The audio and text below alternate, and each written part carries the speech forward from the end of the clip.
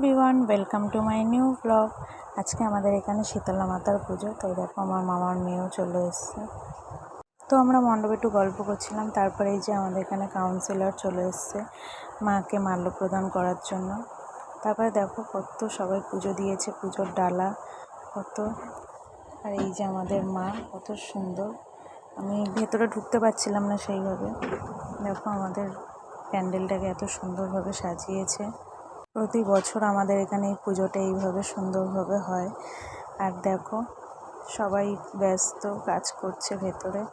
আমি একবার এসেছিলাম পুজো দিতে, বাট তোমাদের দেখাতে পারিনি। তারপরে এই যে আমি এখন দেখাবো বলে যাচ্ছি, কারণ আমার পুজো দিতে যখন গেছিলাম তখন আমি ধরতে পারিনি, তাই সেটা তোমাদেরকে দেখানো আর হলো না। পুজো দিতে গেছিলাম, তাই এখন এই যে মায়ের কাছে এসে এখন প্রণাম করলাম। তখন ভেতরে ঢুকেছিলাম, বাট তখন দেখাতে পারিনি।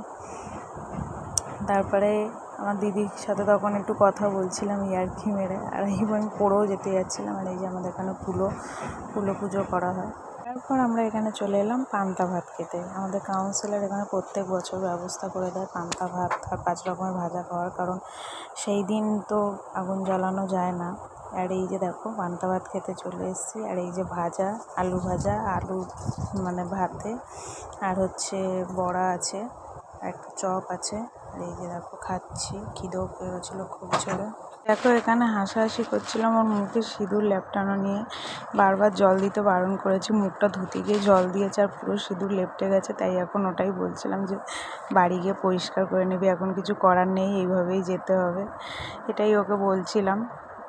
আর এই তারপরে মন্দিরে ঢুকেই দেখছি গন্ডি কাটা শুরু হয়ে গেছে, মানে চলেও এসছে ওরা গন্ডি কেটে পুকুর থেকে এক এক করে মন্দিরের সামনেই চলে এসছে। তো তোমাদের ভিডিওটা ভালো লাগলে লাইক, কমেন্ট, শেয়ার করে দিও, একটু সাবস্ক্রাইবও করে দিও। তারপরে দেখো এই যে মন্দিরে এক এক করে আসবে। আর এই যে মহারাজ সকালবেলা এসে ঘুম থেকে সবে এখন উঠেছে পুজো না দেখে। তারপর গরম লাগছিল, এই যে আইসক্রিম নিয়ে চলে এলাম, আইসক্রিম খাবো। তো দেখা হচ্ছে নেক্সট ব্লগে।